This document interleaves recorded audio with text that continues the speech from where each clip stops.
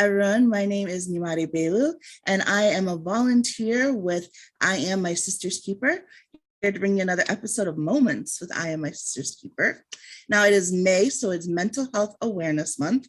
And in honor of that, we have a wonderful volunteer and someone who has done things with us at I Am My Sister's Keeper in the past to talk a little bit about mental health, especially for girls.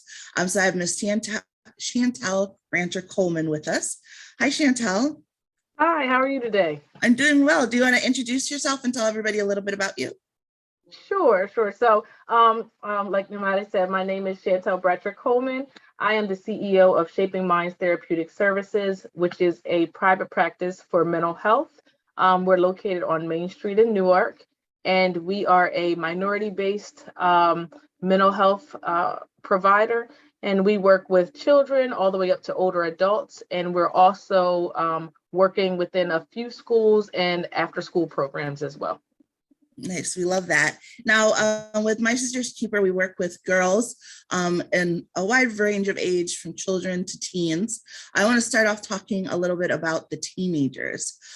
I think when we think about teenagers, we think like, oh, brother, here we go with the attitudes and with the emotions and the drama, which is very true, and that's part of teenage life. But that's also the age where sometimes mental illnesses and mental things can start to present themselves as well. So, like, what are some signs that parents could look out for that says, like, this is a little bit more than just, teenage emotions?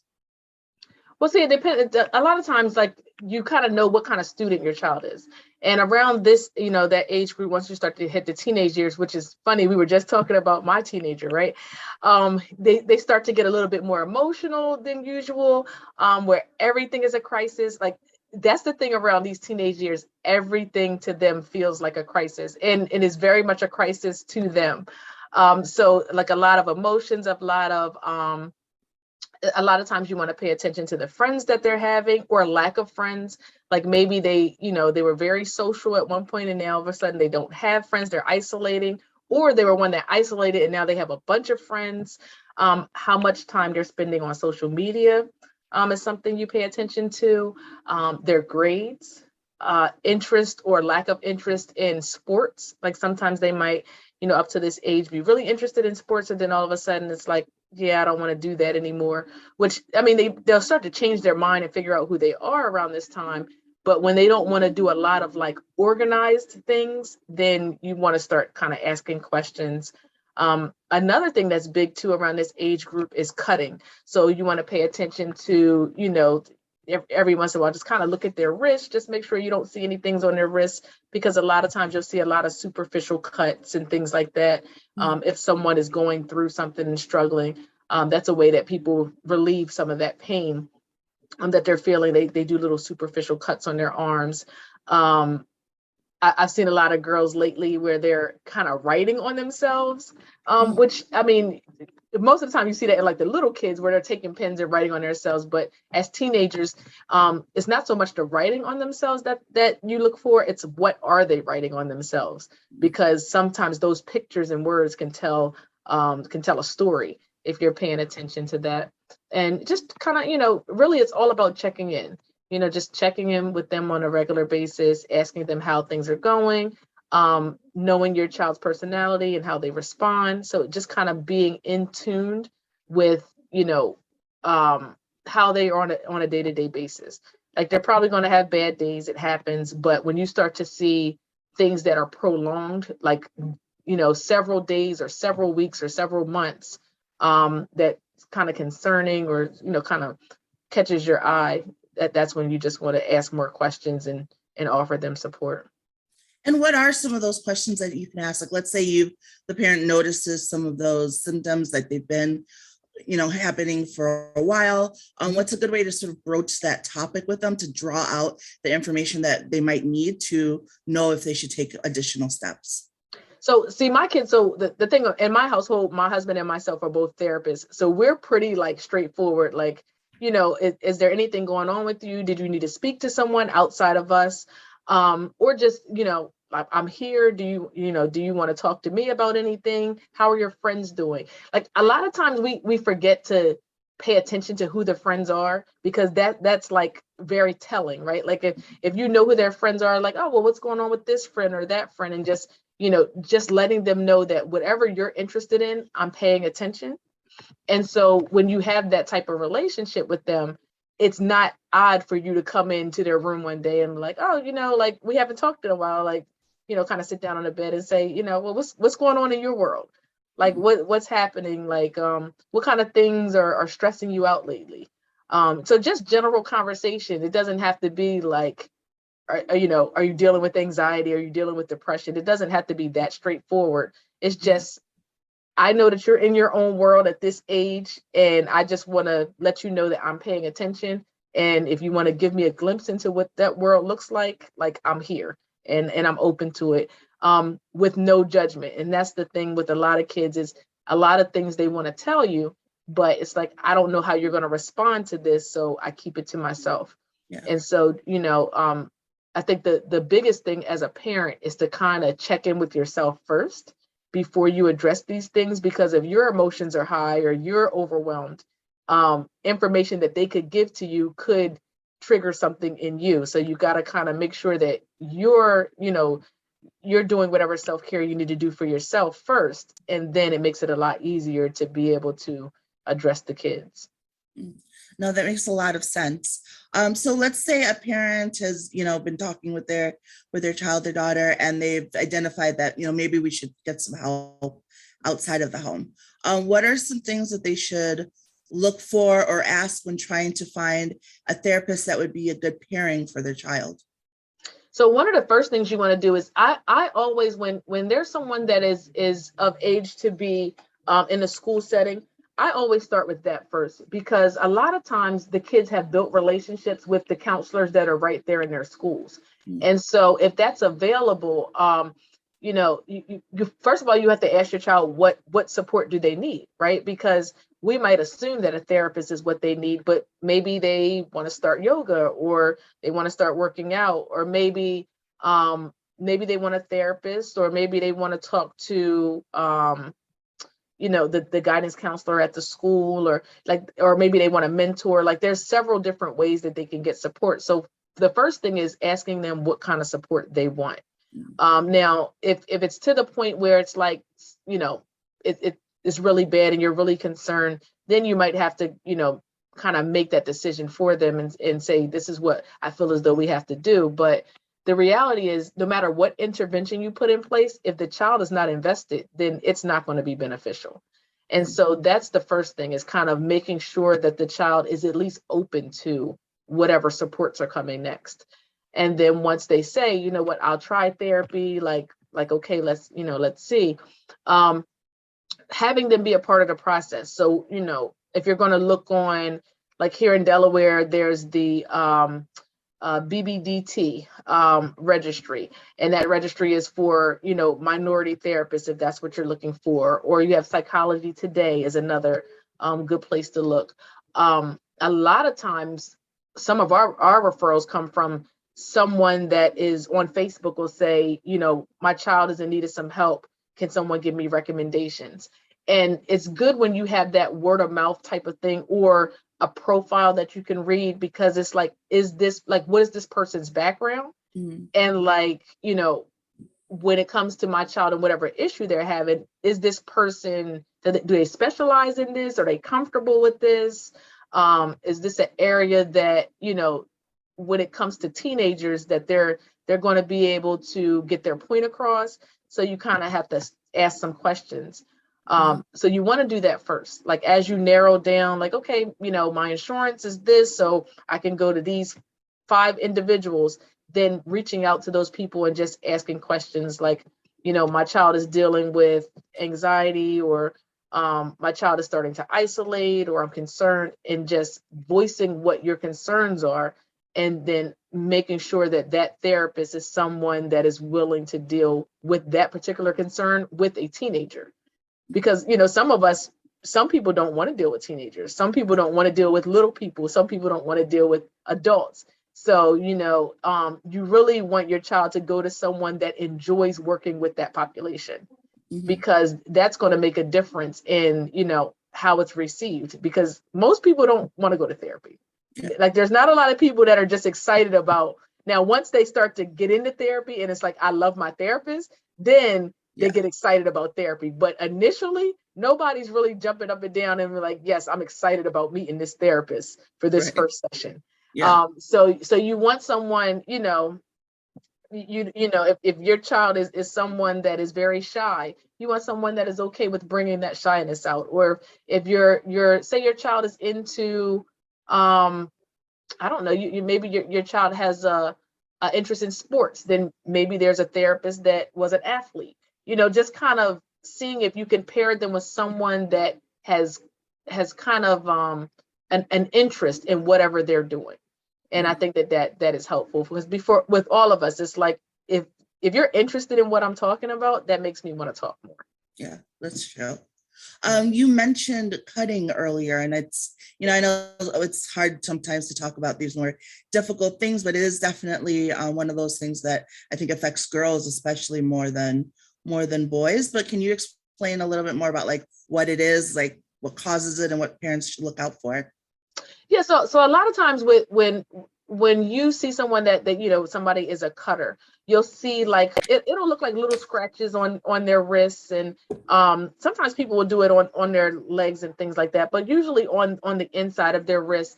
And what it is, a lot of times people they mistake that for this person is trying to commit suicide, and most of the time that's not what it is. It's if somebody is in a lot of pain, or is really struggling with something, a lot of times people will take, maybe take a pen or something that's not as sharp as like a knife a lot of times, but just something that can kind of scratch the surface, and they scratch themselves to relieve that pain. Like that's their way of relieving. In little kids, it might look like a child banging their head on something, or like things that people would think is out of the ordinary, but that is that child's way of, I'm in pain, I need to feel some kind of relief, so I'm doing this so that I can feel some relief. And and sometimes with kids, they get it from their friends. They might have a friend that's a cutter, and they think, okay, well, this worked for them, so let me try it. Or it's just something that they do on their own, but just kind of paying attention to the inside of the wrist, and just if you do see that, not automatically thinking that your child is going to necessarily want to commit suicide. It's just, there is something that child is struggling with that needs some support. And when you see that, that's one of the things that you should move fairly quickly with that, because you don't know how far they're going to go as far as cutting their wrist, but you also don't want them to make the mistake of cutting too far, thinking that they're going to do it superficial and then cutting some, a major vein or artery in that area. So it's not something that you want to take lightly. Yeah, absolutely. And another one that I think is hard to, or another one that's difficult, especially for teenage girls, but it seems to come up around that age, is eating disorders. Yes. Because of the social media, like you mentioned, other girls. What are some signs that parents could look for with that? And like, what are some reasons or some things that kind of lead to that? So I think if your child is always talking about the way they look, like if they're always unhappy about the way they look and they're kind of making mention of some things, or you start to see that your child doesn't eat much. If you're like, okay, wait a minute, this child has been home from school all day, I haven't seen them eat. Or if they're very specific about what they eat. I mean, some people are into nutrition, right? We're at this day and time where some people just want to be healthy, but if they are like overly interested in like, okay, counting calories and exercise, like exercising is fine in moderation, but if it's like they are over the top with it, now, if, usually if they're an athlete, the track star, or they play, basketball or something like that, like they want to stay fit.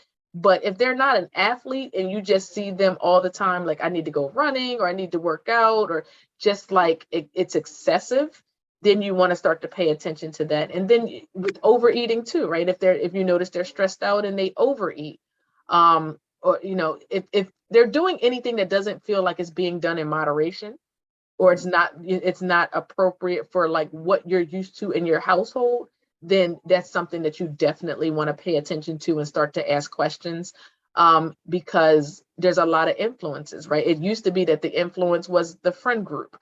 Now the influence is the friend group. It's everybody else in the school. It's social media. It's TV. It's music. It's like there's so many different factors now that, back when we were younger, we had some of these things, but not to the extent that they have it now. Especially with a lot of emphasis on, surgeries and things like that, which, that's people's choice as they get older. But, a lot of times people aren't really paying attention to the mental health component that comes with that, even with the adults. Yeah. So we're talking about teenagers who are not fully developed mentally or physically. And, they might make some decisions that could really impact them later on in life. Yeah, absolutely. And I think something that helps to combat that is having a good dose of confidence, which is something that at I Am My Sister's Keeper, we definitely try to instill in the girls. We have our confidence club. What are some ways, especially like if we think of, younger girls as well, leading into the teenage years, like what are some ways that parents can help to boost and support their girls' confidence to hopefully help them not go down that road? Well, so the first thing is paying attention. Like just paying attention to and I think as women, right, we could do this a lot more. When you see someone that has something nice on or their hair nice, it's like, oh, like I like your outfit, or I like what you did with that. Like even if someone is not very stylish, but it's like, oh, I see that you tried, just kind of hyping them up a little bit, like on a regular basis though, not just like once a month, I'm going to pay attention to you, but like on a daily basis, trying to find something about what they're doing or something about them that you can just like, I notice you, I see you.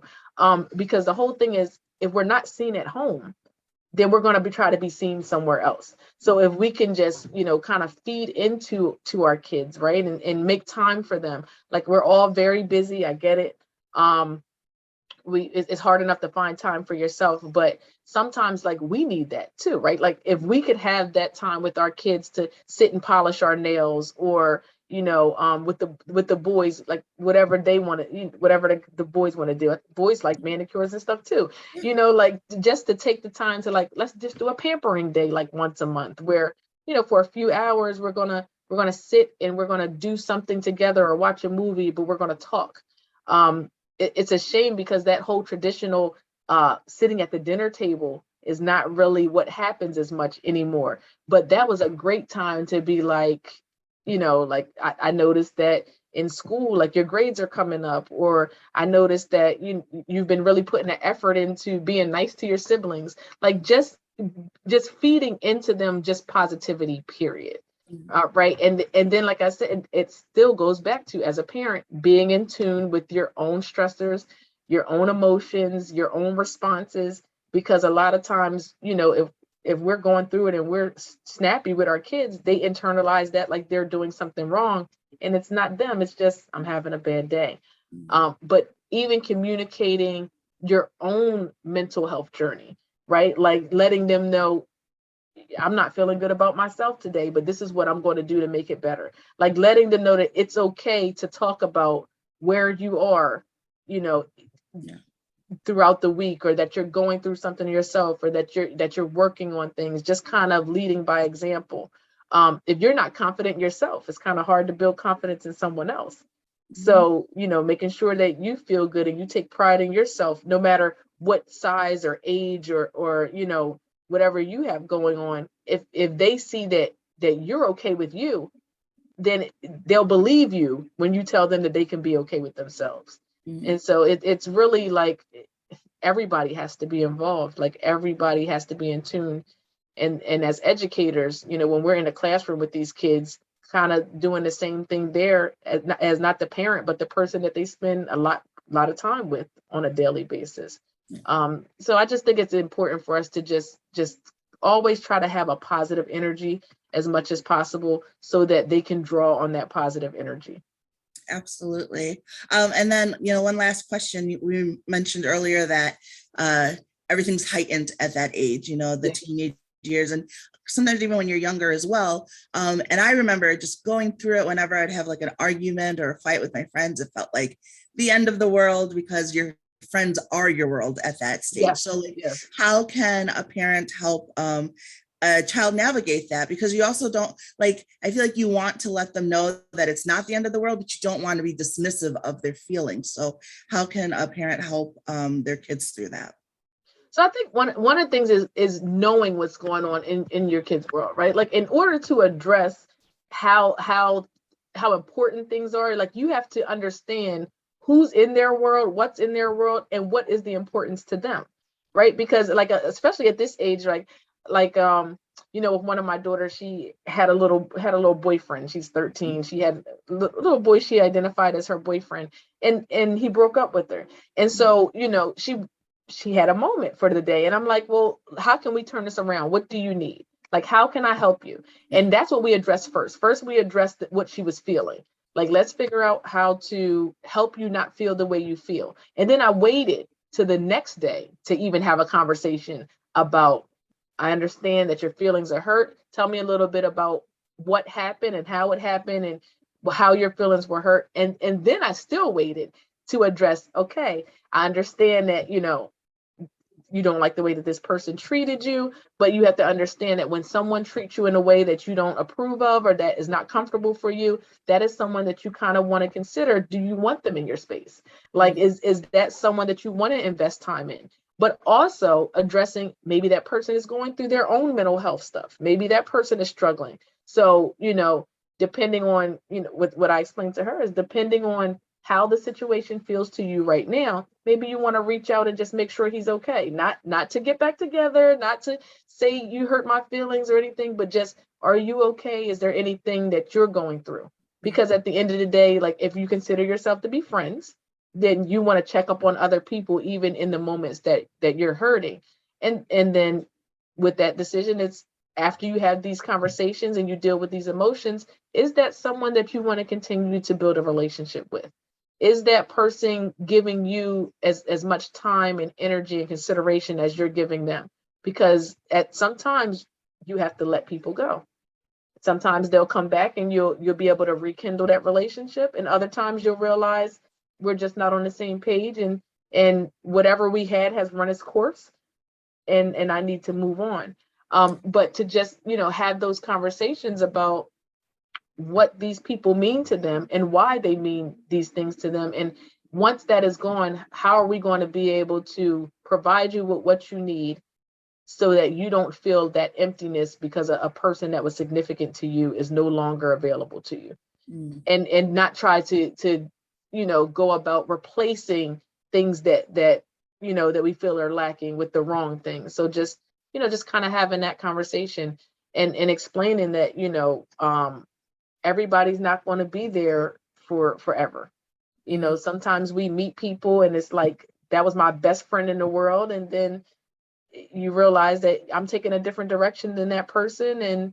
And I, you know, maybe you don't care for the people that they're hanging out with or the decisions that they're making, and just trying to understand, is it a good fit for you in whatever the situation is? Yeah. And sometimes, you know, sometimes just having that conversation, and keeping it pretty general, not telling them what to do, but just kind of giving them the guidance. Over time, it'll start to make sense. A situation will happen, or somebody will say something and it'll resonate with them like, oh, okay, this is what they were talking about. Yeah. Now this makes sense. Versus, I don't think you should be around that friend anymore. Like, that doesn't really go well most of the time.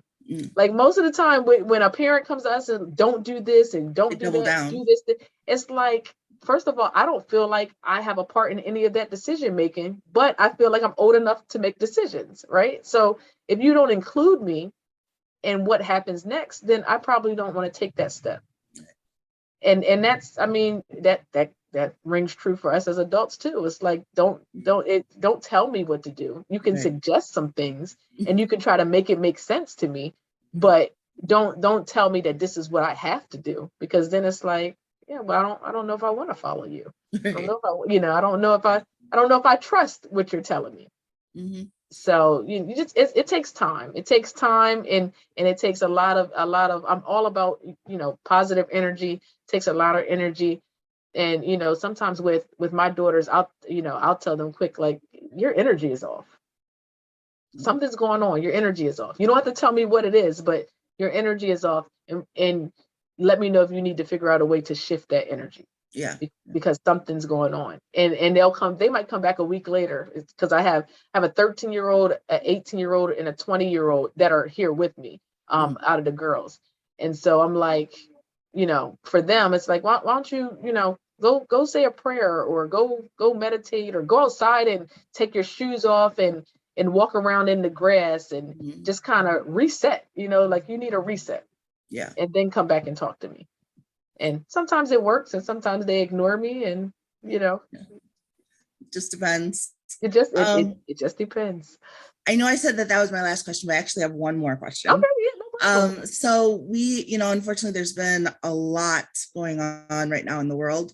Yeah. Especially like with what happened, the shooting in Texas, and I think that's very heavy. I know that I, as well as many other adults, are really feeling it.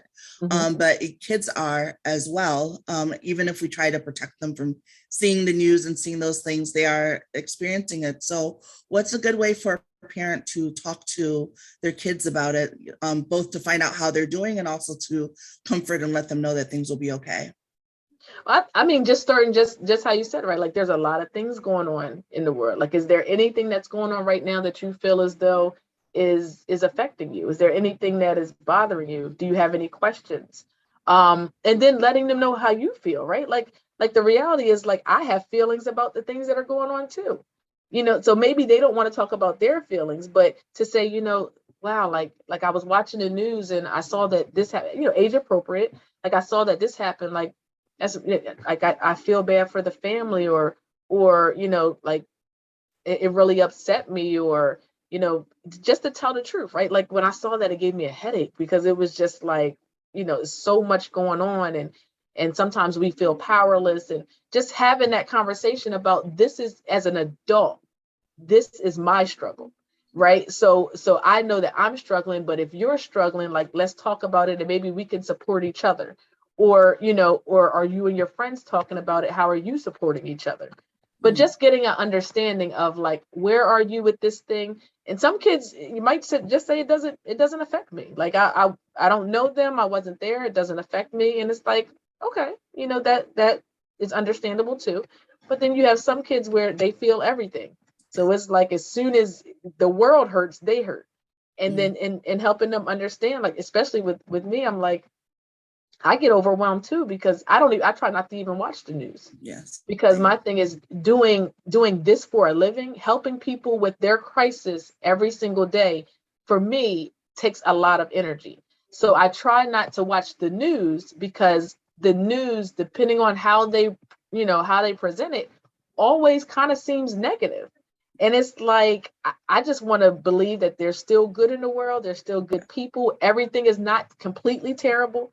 So I try to limit the news. But then my grandmother will call me and I'll get it from her. But for me, when I get the news from her, it feels softer, and it feels like it's being provided with love. Yeah. And so I can consume it that way, because it's coming from a loving place. And so, just helping them understand that media doesn't always present information in the best way. Sometimes their wording is just kind of harsh.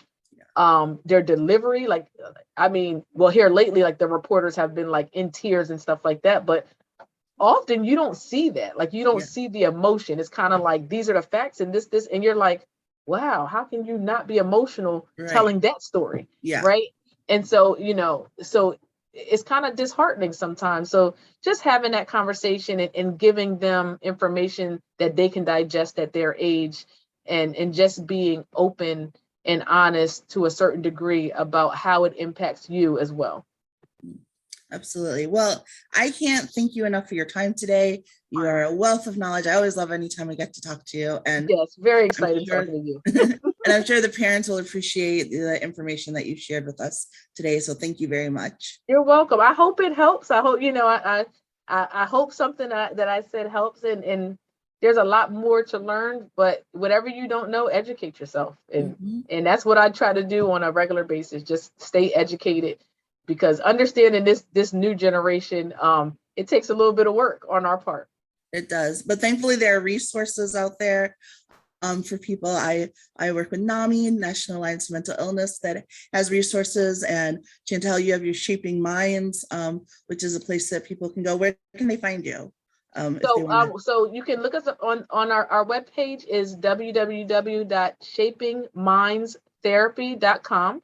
And our office number is 302-731-1022. And we're on Facebook, we're on Instagram, we're on LinkedIn. So we're around. You just gotta just type it in and we'll pop up somehow. Perfect. Well, thank you again for joining, and thank you everybody who's watching. This has been Moments with I Am My Sister's Keeper, and we come each month and bring you some life stories and some information about our organization. I'll include the link below as well if you want to find out for your girls or yourself. Thank you, and have a great day. Thank you.